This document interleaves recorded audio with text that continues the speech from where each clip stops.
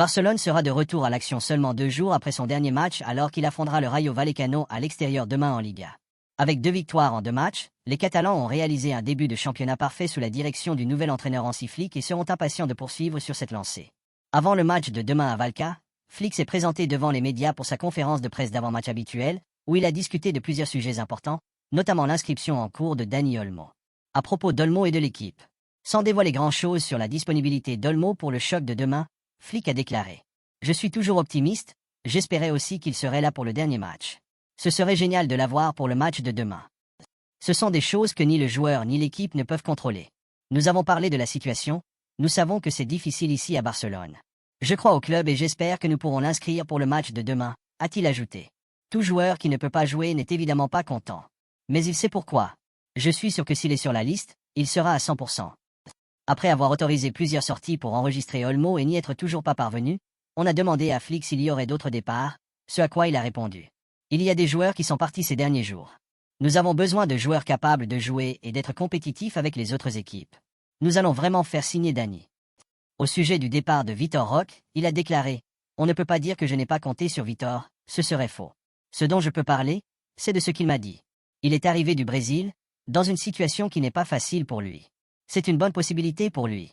C'est une bonne personne et nous espérons qu'il pourra améliorer ses performances. Je ne pense pas à d'éventuelles nouvelles recrues. Je me concentre sur les joueurs que j'ai actuellement. J'en suis très content. S'il y a des changements ou des ajouts qui apportent plus de qualité, tant mieux, mais je suis satisfait des joueurs que j'ai. » Bien que Barcelone ait remporté 2 victoires en 2 matchs, certains domaines doivent encore être peaufinés, comme l'a souligné Flick en déclarant. Je crois que je l'ai dit lors de la dernière conférence de presse, nous sommes très satisfaits de ce que fait l'équipe sur le terrain.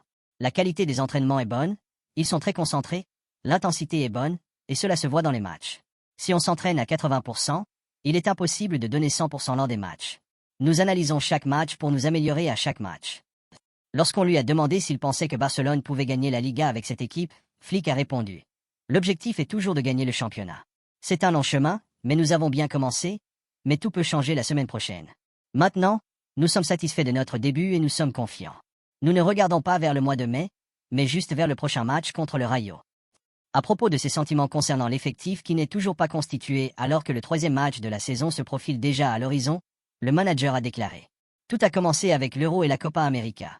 C'est ce qui arrive dans tous les grands clubs. Nous devons l'accepter car nous ne pouvons rien y changer. Nous avons 11 joueurs sur le terrain et plus sur le banc. Nous pouvons jouer les matchs. Flick a également exprimé sa joie d'avoir Fermín López de retour dans l'équipe après sa longue pause, en déclarant « Fermín a eu quelques jours de repos et cela a été très important pour lui après les 2 championnats. Maintenant, il est là et c'est bien de l'avoir dans l'équipe. Il l'a montré lors du dernier match. Nous sommes contents de sa contribution et de sa mentalité. » Concernant le nombre de talents issus des rangs de la Masia, Flick a déclaré « Oui, cela arrive aussi en Allemagne, mais ce n'est pas si normal d'avoir 3 joueurs aussi jeunes. Nous avions des joueurs de 15 ans en pré-saison qui ont fait un excellent travail. Nous l'avons analysé, hier nous avons aussi vu le bon niveau du Barça athlétique. La base est solide. » Enfin, Flick a insisté sur le fait qu'il considérait comme important que Barcelone aborderait la pause internationale du mois prochain avec 4 victoires en 4 matchs et 12 points au tableau. C'est toujours l'objectif. Gagner les matchs et prendre les points. Nous avançons étape par étape. Maintenant nous nous concentrons sur le Rayo et c'est comme ça que nous y parvenons, a-t-il conclu. Barcelone cherche activement à renforcer son équipe alors que la fenêtre de transfert se ferme rapidement, et selon un récent rapport de Sport, le club considère le défenseur du Bayer Leverkusen Jonathan Tah comme une signature potentielle si Eric Garcia décide de partir. Il faut noter que Tah, 28 ans, a un contrat avec le Bayer Leverkusen qui expire en 2025 et qui coûterait probablement environ 20 millions d'euros. Cependant, le recruter pourrait être difficile en raison du peu de temps restant avant la fenêtre de transfert. À quelques jours de la fin du mercato, le FC Barcelone évalue toutes les options possibles pour renforcer sa défense. L'une de ces options est Tah, dont le nom a fait surface en raison de l'incertitude entourant l'avenir de Garcia. Eric Garcia pourrait quitter Barcelone. On dit que Garcia a une décision difficile à prendre. Il pourrait rester à Barcelone, où il n'aurait peut-être pas un rôle important, ou rejoindre Gérone, où il serait un joueur clé de l'effectif de Michel. Si Garcia décide de partir, le Barça a plusieurs alternatives, dont Tah, que Flick connaît bien pour avoir entraîné l'équipe nationale allemande. La situation contractuelle de Tah fait de lui une cible intéressante pour Barcelone. Il n'a pas encore renouvelé son contrat avec le Bayer Leverkusen, qui expire en 2025. Si Leverkusen ne le vend pas maintenant, il risque de le perdre gratuitement l'année prochaine. Cette situation représente une opportunité unique pour Barcelone de recruter un défenseur talentueux à un prix potentiellement inférieur à celui habituel. Concurrence du Bayern Munich. Ta est connu pour sa présence physique et sa capacité à remporter des duels aériens, des qualités qui manquent actuellement à Barcelone dans sa formation défensive. Son style de jeu robuste pourrait apporter à l'équipe une force défensive dont elle a bien besoin. Le département sportif de Barcelone le voit comme un atout précieux qui pourrait améliorer sa capacité à gérer les menaces aériennes. Mais Barcelone n'est pas le seul club intéressé par Ta. Le Bayern Munich a également manifesté son intérêt, mais le Bayer Leverkusen hésite à renforcer un concurrent direct en Bundesliga. Le temps presse et le FC Barcelone doit agir vite et s'assurer de respecter les exigences du fair play financier. Le départ potentiel de Garcia pourrait être crucial pour libérer les fonds nécessaires. Avant de continuer, laisse un like et abonne-toi si mon contenu te plaît et surtout active la cloche de notification pour ne rater aucune de mes prochaines vidéos. Lamine Yamal a peut-être attiré toute l'attention du match Barça Athletic Club, mais on peut dire sans se tromper que Pedri a été un autre joueur remarquable sur le terrain le week-end dernier. Le jeune milieu de terrain a eu un impact important sur le match, car il a été crucial dans la préparation du deuxième but et a livré une performance solide et efficace. Il est intéressant de noter qu'une histoire fascinante a émergé de sport, affirmant que le manager Hansi Flick a donné à Pedri des conseils spécifiques sur la façon de tirer le meilleur parti de ses capacités. Flick veut que Pedri se concentre sur la percée des lignes défensives adverses, qu'il arrive tard dans la surface et qu'il fournisse des passes décisives à ses coéquipiers. Durant le match, Pedri a joué aux côtés de Marc Bernal, partageant le rôle de pivot mais avec plus de liberté pour se déplacer entre les lignes et contrôler le jeu sur la gauche, notamment le long de l'aile.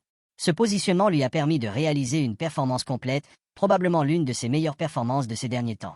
Les conseils de Flick semblent porter leurs fruits, puisque Pedri a démontré sa capacité à percer les lignes avec facilité, à fournir des passes décisives et à maintenir un jeu fluide grâce à ses passes intelligentes. Sa capacité à trouver des espaces et à créer des occasions pour ses coéquipiers s'est démarquée, faisant de lui un joueur clé contre l'Athletic Club. Le milieu de terrain du FC Barcelone a disputé l'intégralité du match, ce qui est un exploit notable étant donné qu'il n'a réussi à jouer l'intégralité des matchs que lors de 3 des 24 matchs auxquels il a participé lors de la Liga de la saison dernière. De plus, les statistiques de Pedri lors du match ont été impressionnantes. Il a touché le ballon 64 fois et a complété 46 passes sur 53, atteignant un taux de réussite de 87%. Il a également effectué 5 passes décisives et a réussi 2 dribbles sur 3. Défensivement, il a remporté 4 des 6 duels auxquels il a participé. Fait remarquable, il n'a commis ni reçu aucune faute. Cette performance montre que Pedri est en excellente condition physique et qu'il est pleinement concentré sur les tâches fixées par son entraîneur, prêt à avoir un impact significatif sur l'avenir de Barcelone. Cette performance a montré que Pedri s'est bien remis de sa blessure subie pendant l'Euro. Tout au long du match, il a développé une bonne entente avec Bernal, ce qui indique qu'il pourrait devenir un joueur essentiel dans le rôle que Flick envisage pour lui. Sa vision acérée, ses mouvements rapides, ses passes précises et la sécurité d'avoir les arrières couverts lorsque l'équipe est en possession lui permettent de tirer le meilleur parti de ses talents au milieu de terrain de Barcelone. Plus tôt ce mois-ci, des rapports ont émergé indiquant que l'ancienne superstar de Barcelone Neymar était impatient de revenir dans le club qu'il a quitté il y a 7 ans pour rejoindre le PSG. L'attaquant brésilien, qui évolue actuellement en Arabie Saoudite avec Al Hilal, avait également été lié à Barcelone l'été dernier et il a été affirmé qu'il serait également prêt à revenir au club cette année. En fait, selon Gérard Romero, Neymar s'est offert à Barcelone plus tôt ce mois-ci. En effet, la superstar de 32 ans aurait exploré la possibilité de revenir au Barça au cours de cet été, étant donné la recherche par le club d'un nouvel ailier gauche. Après avoir raté la cible prioritaire Nico Williams, les Blaugrana ont cherché partout sur le marché un nouvel ailier gauche. Neymar a tenté de profiter de cette situation pour tenter de revenir à Barcelone et s'est proposé au club. Mais selon le journal, Hansi Flick, l'entraîneur du Barça, aurait étouffé l'idée dans l'œuf car il ne voulait pas de Neymar dans son projet. Le tacticien allemand n'a pas vu d'un bon œil le retour du Brésilien et a rapidement rejeté l'idée. Il est intéressant de noter que ce n'est pas la première fois que Neymar fait pression pour revenir à Barcelone après son départ pour le PSG en 2017. Comme mentionné précédemment, il y a également eu des discussions sur un éventuel retour en 2023. Mais le plus proche de son retour, c'était en 2020, lorsque Barcelone offrait 110 millions d'euros plus une pléthore de joueurs au PSG pour sa signature, mais l'accord a échoué, le club français ayant exigé 130 millions d'euros. Nico Williams n'étant pas arrivé et un transfert pour Rafael Leao étant probablement hors de portée financière du club, Barcelone a concentré ses efforts sur Federico Chiesa, exclu de la Juventus. L'international italien serait disponible pour environ 10 à 15 millions d'euros cet été et est également prêt à rejoindre le club. Une fois que les Catalans auront réglé les problèmes d'inscription avec Dani Olmo, les choses pourraient s'accélérer du côté de Chiesa. Alors que Barcelone attend toujours la cible de l'arrière-droit Joao Cancelo, les géants saoudiens d'Al Hilal ont conclu un accord avec Manchester City pour la signature du défenseur portugais. En effet, selon l'expert en transfert Fabrizio Romano, Manchester City et Al Hilal se sont mis d'accord sur un accord d'une valeur de 25 millions d'euros pour l'arrière latéral de 30 ans. Ainsi, tout dépend désormais de Cancelo et de ce qu'il souhaite faire, soit accepter un transfert à Al Hilal, soit continuer à attendre Barcelone. Le joueur de 30 ans a passé la saison dernière en prêt au Barça, mais a connu une saison mitigée, avec des hauts et des bas. Malgré cela, les Catalans ont montré un fort intérêt pour le faire revenir, même s'il ne s'agit que d'un prêt. Cependant, Manchester City a fait pression pour vendre Cancelo de manière permanente et gagner de l'argent grâce à l'opération, ce qui a retardé son retour à Barcelone. Al Hilal, ayant conclu un accord avec les champions de Premier League, aurait offert un contrat lucratif d'une valeur nette de 15 millions d'euros par saison au joueur. Il lui appartient désormais de décider s'il accepte cette proposition ou s'il continue à attendre le FC Barcelone sans aucune garantie quant à un éventuel retour, sachant que les géants catalans ont toujours du mal à inscrire Dani Olmo. Si le retour de Cancelo ne se concrétise pas, Barcelone est plus que équipé au poste d'arrière droit. Jules Koundé a encore démontré ses qualités lors du match du week-end dernier contre l'Athletic Club tandis que le jeune Hector Ford reste également à la disposition de Hansi Flick. En attendant, s'il y a des blessures ou des suspensions, le manager pourrait également se tourner vers Marc Casado, qui est capable de remplacer l'arrière droit comme il l'a fait avec le Barça Athletic la saison dernière. Laisse un like et abonne-toi pour plus d'actualités Barça. Merci à ceux qui s'abonnent et qui likent quotidiennement. Merci pour la force.